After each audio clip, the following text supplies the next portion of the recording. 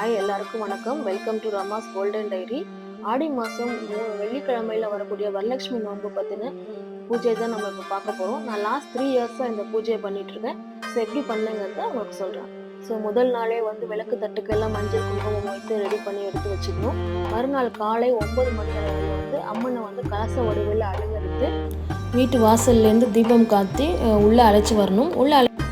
பூஜை அறையில் வைத்து பால் பாயாசம் வைத்து வழிபட வேண்டும். அப்புறம் 6 மணி அளவில் அம்மனுக்கு பிடித்த நெய்வேத்தியம் எல்லாம் பண்ணி தூப தீப ஆராதனை காமிக்க வேணும். 108 போற்றிகள் சொல்லி குங்கும அர்ச்சனை பண்ணலாம்.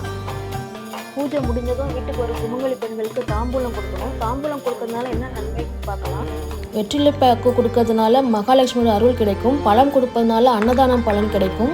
மஞ்சள் குங்குமம் தாலி கயிறு கொடுப்பதுனால சுமங்கலி பாக்கியம் கிடைக்கும். ப்ளவுஸ் பீட்டு கொடுக்கறதுனால வஸ்திர பலன் கிடைக்கும்.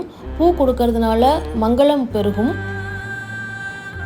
தட்சணை கொடுப்பதனால செல்வம் பெருகும். கண்ணாடி வளையல் கொடுப்பதனால் மன அமைதி உண்டாகும். கண்ணாடி கொடுப்பதனால் கணவரின் ஆரோக்கியம் காக்கப்படும்.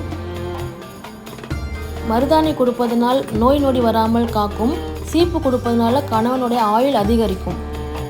ஸோ நம்மளுடைய விருப்பத்துக்கு ஏற்ப நமக்கு பொருள் எப்படி வேணுமானாலும் நம்ம கொடுக்கலாம். ஸோ நான் இப்படி தான் என்னுடைய பூஜையை எப்போதும் செய்வேன். இந்த வீடியோ பிடிச்சிருச்சுன்னா லைக் பண்ணுங்கள், ஷேர் பண்ணுங்கள். ரமாஸ் கோல்டன் டைரியை சப்ஸ்கிரைப் பண்ணுங்கள். தேங்க்யூ.